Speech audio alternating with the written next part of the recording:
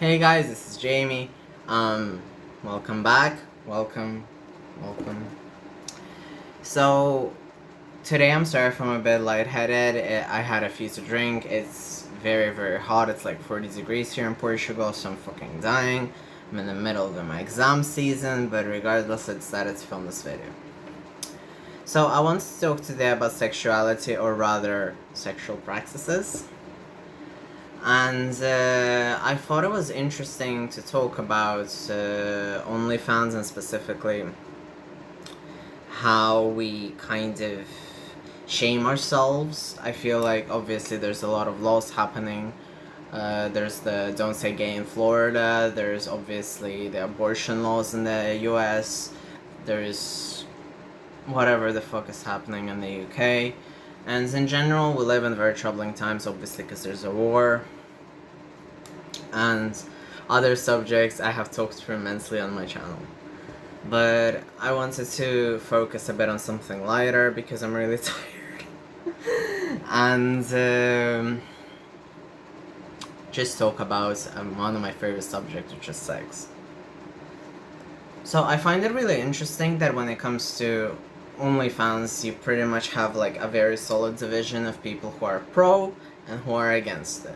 There are people who think that porn should be pretty much free. You can find porn online all the time, and there is no necessity for paying for porn, actually.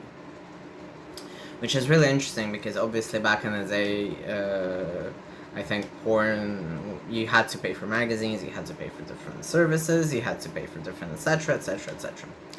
Well, right now, with OnlyFans, a lot of creators, pretty much, they try to get scammed out of.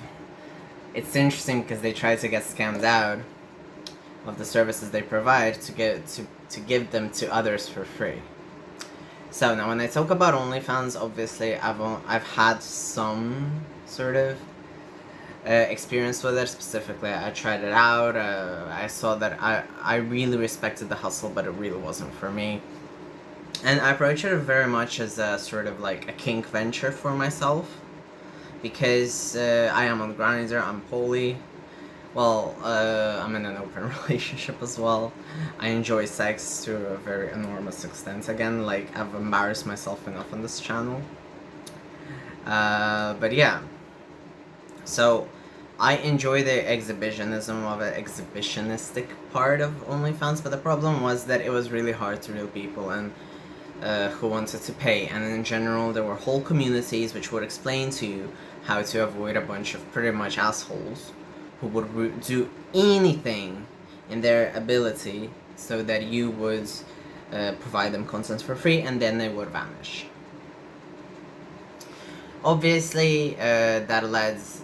I want to say that if you do want to actually dedicate yourself to OnlyFans, it is actually a full-time job to be just handling all of that, and mad respect to you if you manage. But to me, it was more like an exhibitionist kink. It was more like sort of like the news, like a sense to other guys on Grindr and etc. So it was really an interesting sort of way to see it, and so obviously, and at the same time, OnlyFans isn't something you just talk about to not so close friends and etc. And in general, as a society, we have a massive sort of anti-sex stigma. And specifically when you're gay, when you're trans, and basically when you're in a fetish, it's even more taboo, obviously. So I found that really interesting, sort of like to not talk and just see how people react to OnlyFans by itself, and people are like, oh, but porn is for free, you can find anything online on the internet, but then the same people pretty much just do anything in their capability to get something for free. And at the same time, then you start asking yourself, like, should we be paying creators? How much should we be paying creators? And etc. And obviously everyone has their own limit, because when it comes to the internet, pretty much most of the stuff is free. But we have certain sort of limits where we pay, where we don't pay, and such things even stretches into games, apps. Like, for instance, I was thinking the other day that I've never spent a coin on Grindr, and I've been using it for God knows how many years, while others may use it for Grindr Extra, for instance, or any of the benefits of Grindr, I guess. And then I wanted to touch on a subject which is, I guess we're gonna talk a bit of fetish. So I enjoy cross-dressing, I enjoy makeup, I enjoy lingerie, I enjoy sort of all of that side for myself, because I enjoy dressing up, I enjoy being submissive, I enjoy the whole act of just like transforming yourself into a different thing. I enjoy drag, I enjoy different types of drag and etc. But and also, like, understanding my fetish was also a massive way for me to understand who I was.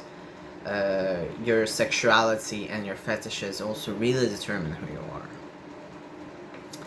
And I found it very interesting that the more open I am about it, the more I find, obviously, like-minded people, or people who understand my fetish.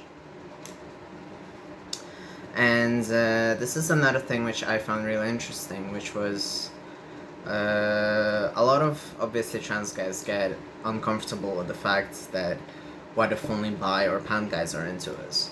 And obviously, when it comes to my fetish, it's, you have to have some sort of degree of attraction to that fetish. And to me, I don't really care that much about the guy's sexuality.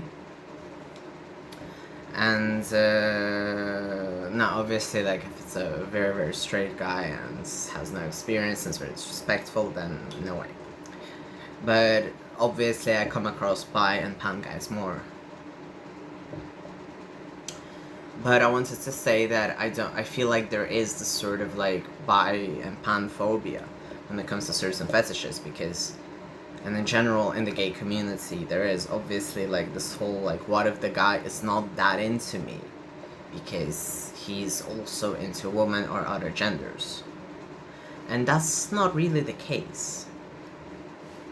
So I really wanted to say that we as a community tend to also criticize other parts of our LGBT community, which is pretty much like 80% of what my channel is about. Is about roasting our community to the ground. But yeah, I really wanted to focus that, and also there's different subreddits which talk about different fetishes. There's obviously a very extreme subreddit which is even a bit too extreme for my fetish, which is you can find it yourself. It's about trans guys with a more extreme version of my fetish. And I find it really interesting that if you don't know the subreddit, no one really talks about it. And it's considered like this very sort of dark, taboo side of Reddit. And in reality, it's just trans guys in lingerie, like, in extreme versions of it as well.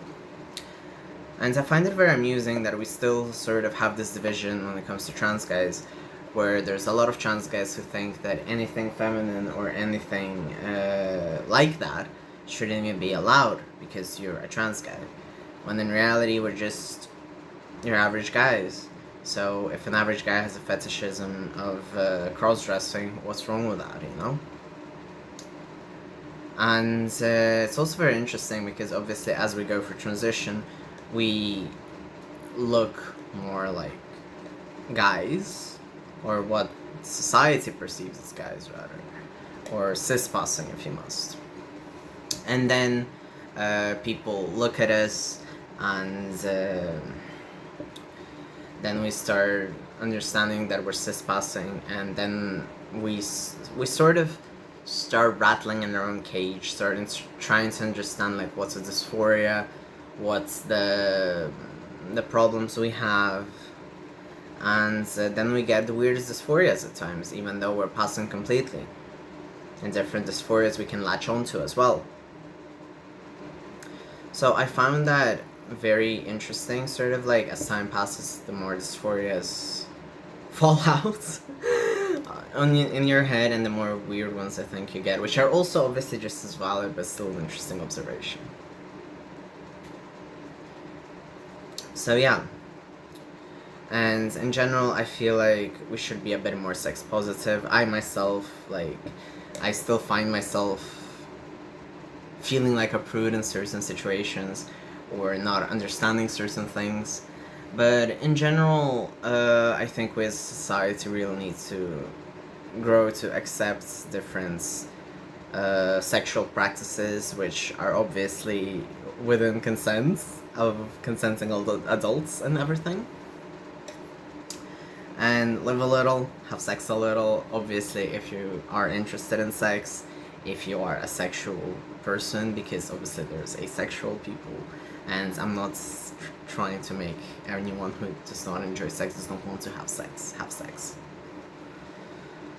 And yeah, pretty much. That was a small rant. I'm sorry for the short video. I hope you enjoyed it. If you did enjoy it, if you enjoyed my ranting, please give a like. If you have any comments, please throw some comments in. And if you enjoy my videos, please subscribe. It helps me more than it helps you. Thank you very much.